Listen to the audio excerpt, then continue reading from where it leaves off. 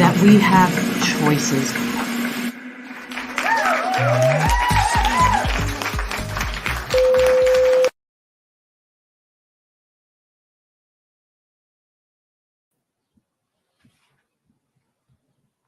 Hi, everybody. Helen from Positive Space here.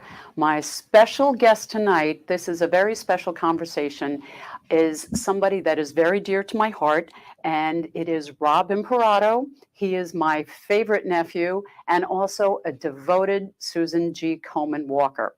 Rob has raised over $100,000 for the Susan G. Komen Foundation as a walker, and with the Avon Foundation, he raised an additional $50,000. So all totaled, my nephew has raised over $150,000 for breast cancer awareness, education, and wellness.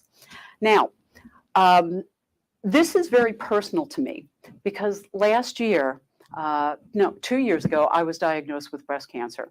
And what Rob did for me last year was one of the most generous, kindest gestures that I've really ever experienced, that he walked for me. And I'm a crier, so you're just going to have to deal with that. But it was very touching. And he started these walks 10 years ago in 2011. And I want him to share his insight with you tonight as to why he does it, what his passion is, why he wears those cuckoo cray-cray outfits, and we're going to go from there. So I would like you to meet my nephew, Rob Imparato. Hi, Hey, Rob. Hi, how you doing? How are you? I'm good, thank you.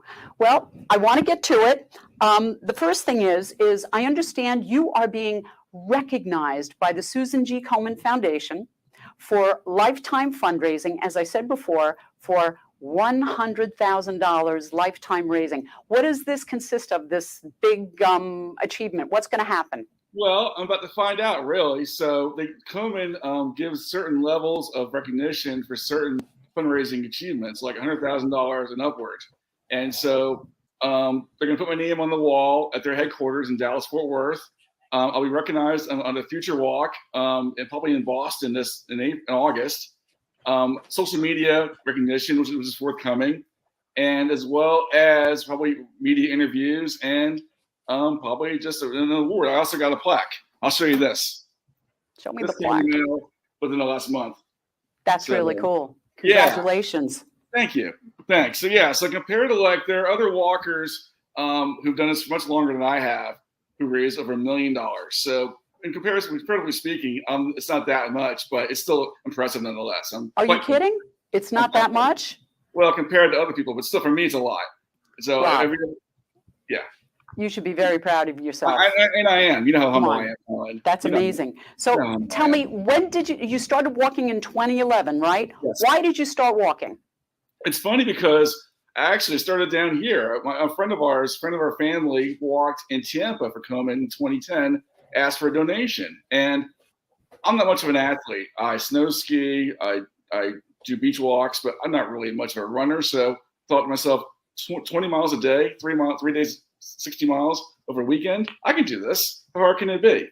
And so I gave $100 to my friend that week, that year in 2010, and registered for Dallas Fort Worth in 2011, and gave it a shot and got hooked. And so how did you train? How did you train for this? Well, it's funny because most walkers are in the U.S. and they have parks, they have long distances, and the Komen gives you an actual schedule of training, like number of miles to walk in a given day. They want you to start small, as 3 to 4 miles a day, ramping up to 15 miles on the day towards the end of the training session. For me, Grand Cayman is a very small island, so walking 15 miles is walking in loops. So I literally walked in my neighborhood like 5 times in a row. I would stop and take a water break, bathroom break, get back out there. And it was monotonous and it was flat. A lot of the trails that I've walked, a lot of the cities I've walked have been hilly. So unfortunately, being on a flat island like Grand Cayman doesn't help at all. But I do have good legs and I do have good experience. And so just a lot of loops, really. Why is this a passion for you? It started with Now, friends of ours who were diagnosed, like it's long before I started walking, and passed away from breast cancer long before I started walking. And it was from our friend Susan O'Brien, who you know, Helen, as well, Joey's wife. And so I walked originally for her and for Shannon, her daughter. And then I knew a few people on island here and in the U.S. Who've been diagnosed. And unfortunately, that number grew. And people just kept telling me, hey, Rob, I'm glad you're doing this for me. I didn't want to share it with anybody, but I was diagnosed and now I'm in remission. So if you don't mind adding me to your list, I'd be honored. And so I do that. And then, of course, in 2020, as you mentioned earlier, the world changed for our family and became much more personal. And so last year, 2020, the walks were canceled because of COVID. There are normally 4 walks per year. Used to be a lot more, but because of funding, they cut it back to 4.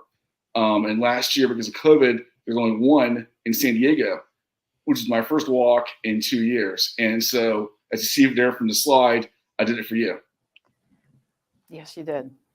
I'm framing that, by the way, in addition to the cuckoo tutu you wore, but I'm framing the one. Tell me about your shirt, More Than Pink. Tell me about that. Sure. More Than Pink was a marketing slogan for Komen, I want to say within the last 5 years. And so they sent me this shirt when I reached a lower plateau for level for fundraising.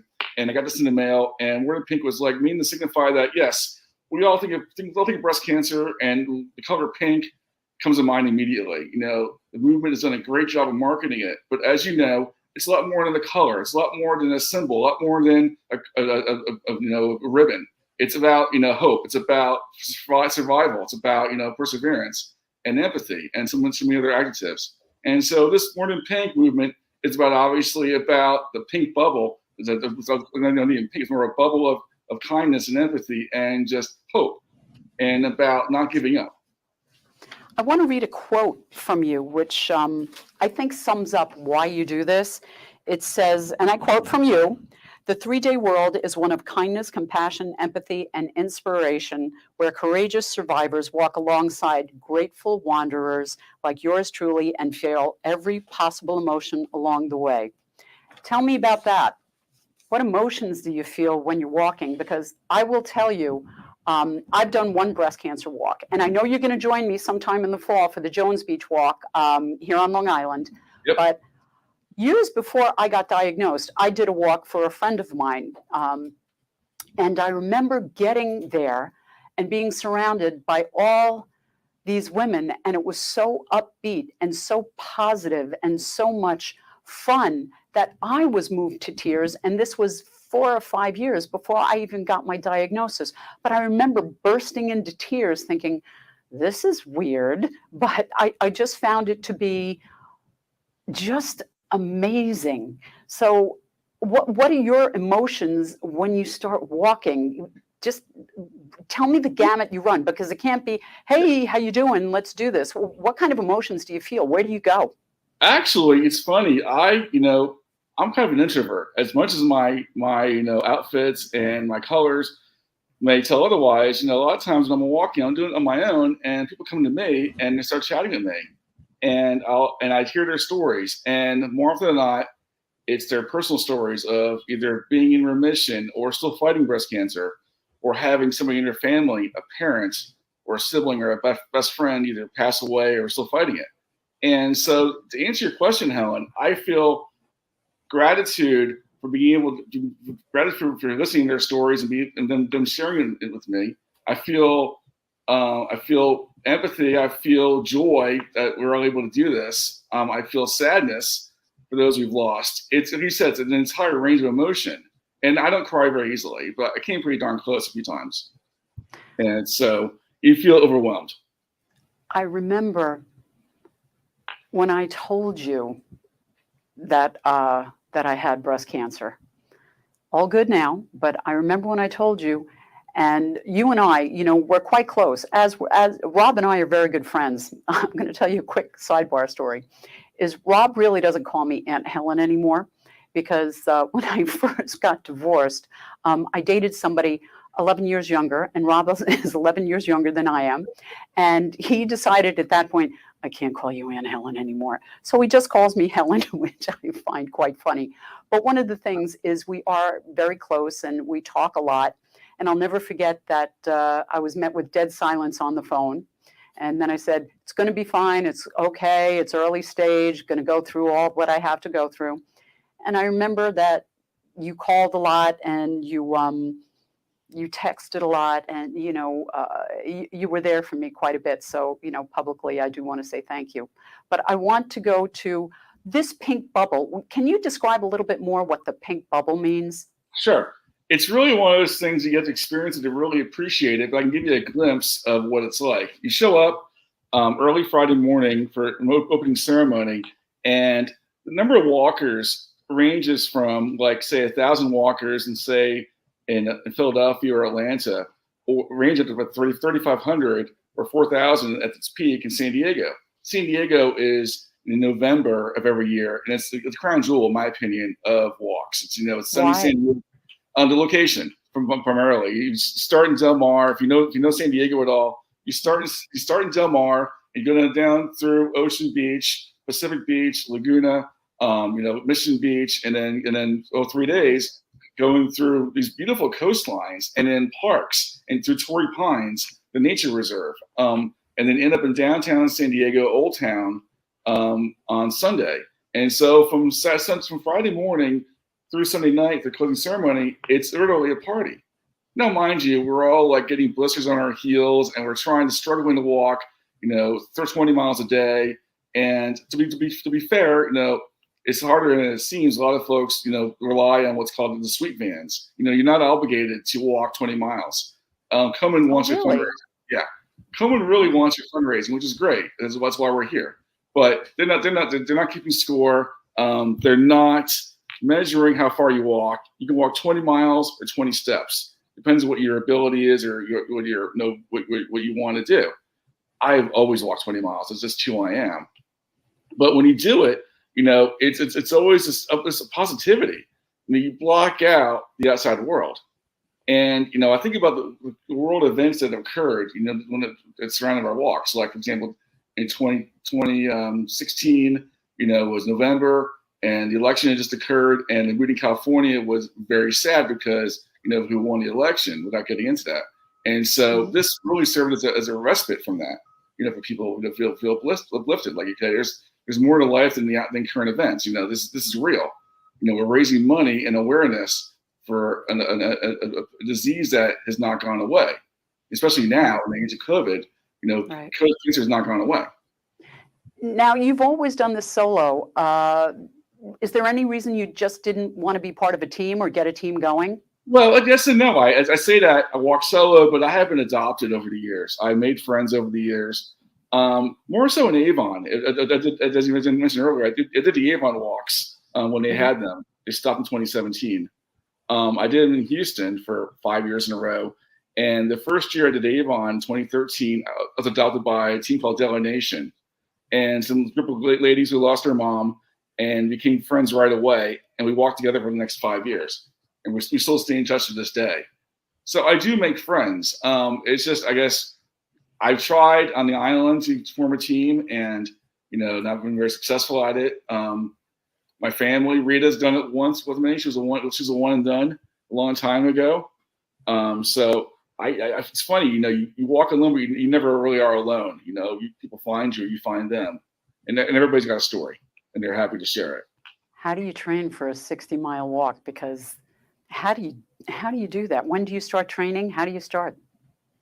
Well, I train year round. I walk year round anyway. Like, I'll walk 3 miles a day, 4 days a week. Now that I live on the beach, I do beach walks, which is good for the feet.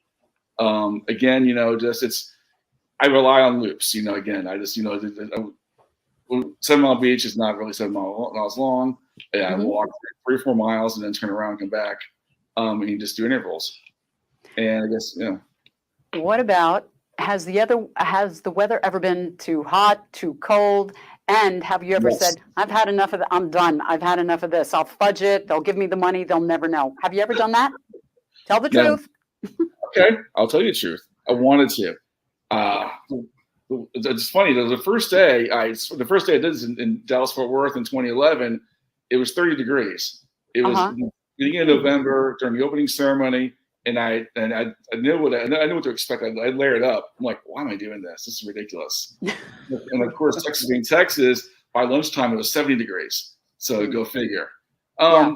So the worst weather I ever had was in 2014 in Philadelphia, and day 2 it just poured like drenched rain. And so we walk rain or shine.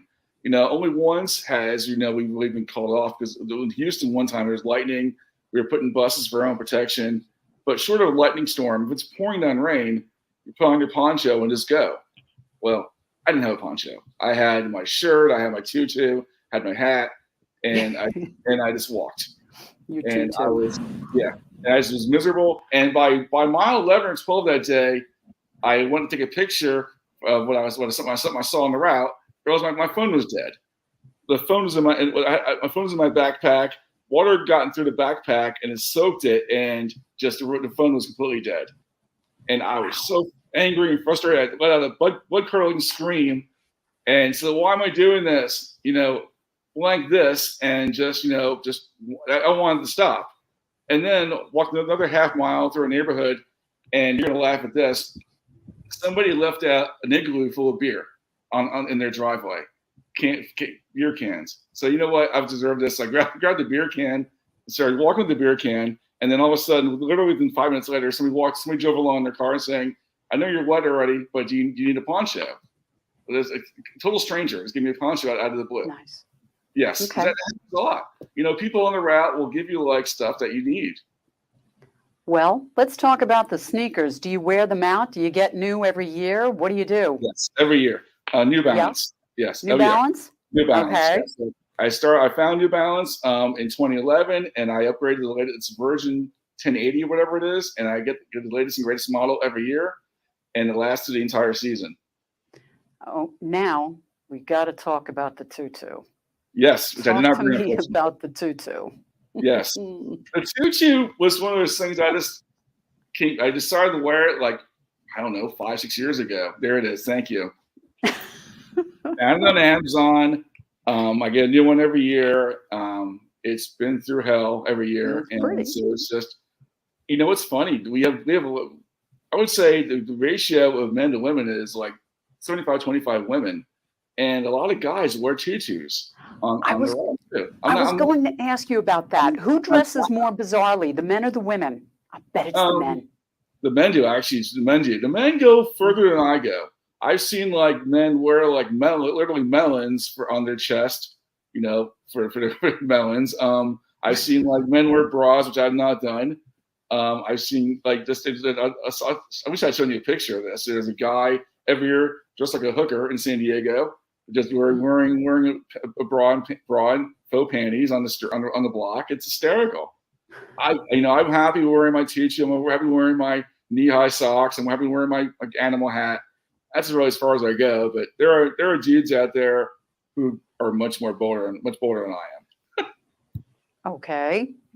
I think you look adorable in the tutu. I just want you to know that. I think it's me. I think if I tried anything further, it would kill the fan base. Totally you, but that's a family secret. We're not gonna go anywhere with that. But what is the longest mile as opposed to what is the shortest mile? When's your longest mile? And don't say it's mile 90 or something like that. Tell me what the longest mile is. What's the longest mile? Mile before lunch. And I'll tell you why, because there's an old saying, there's a joke, within the Komen circles that, they have these volunteers for route safety and other functions that people all volunteer crew, and they cheer you on, and they can help you out when you need guidance or support. And they'll always say, when you're crossing the street, they'll say, okay, a mile to lunch or a mile and a half to lunch, and they're lying. It's more like 2 miles. It's like, for whatever reason, they have these route cards, and the route cards are never accurate. It's worse than Google. It is so you're relying. Yes, in this day and age, you get your own GPS, you can get your own Garmin and whatnot, and that's much more accurate. But if you don't have that, you're relying on these volunteers and their information. So when you told it's a mile to camp or a mile to lunch, really, and all of a sudden, okay, wait a minute, I've walked 20 minutes. I'm still on the route. I know my pace. It's not a mile. They're lying to me. It's frustrating, but it's, you laugh it off. It's like, so you ask, now you ask the volunteers, is that an actual mile or a Komen mile? And they know what you mean, and they get it. So they can't tell you the truth, but it's just part of the inside joke. So to answer your question, right before lunch. Okay. Now the next question is what do you do when you have to pee? Sorry. Oh, I mean, it's a valid question. We have what porta do you potties. do? Oh yeah. So I should say this. Actually, very important detail. We have pit stops. It's not a straight 20-mile stretch. It's a good 2.5 mile, 3 mile segment between pit stops. So Okay. It's very well structured. Very well structured. Usually in the parking lot. The pit stops consist of like porta potties, water. You refill your water bottle, Gatorade, snacks. They're medical tents. So if you have a cramp or a blister, medics on call in case you need them. If you're done for the day, you can get a ride back to camp. You can get So it's very well structured. Do we have, Anna, by any chance, do we have a donation link for the Susan G. Komen walk that Rob's going to be doing by any chance? Can we throw that up? Okay, everybody, just so you know, Rob is going to be walking again in New England. I think my goddaughter is going to be walking that as well. Is that true? Chicago. You're off by Chicago. one. I was so close. New England, Chicago, close. Northeast. Come on. Right, you're Midwest. Anyway, but if anybody would like to donate to Rob's walking, please write that down, or you can, I'm going to take the liberty and say you can DM him, Rob Imparato, Imparato, if you would like to donate. And if you would like to donate in my honor, that would be even better, because I have a lot of friends that are watching tonight, and that would be wonderful. And no 3-day in Grand Cayman, huh? Because it's all flat. No, I keep trying, and she's short. It'd be a lot of loops. Okay. And, I've tried. So. Okay. Well, we'll try again. When is your next walk, though? What are the next 3 that are coming up? I got 4 this year, so 4.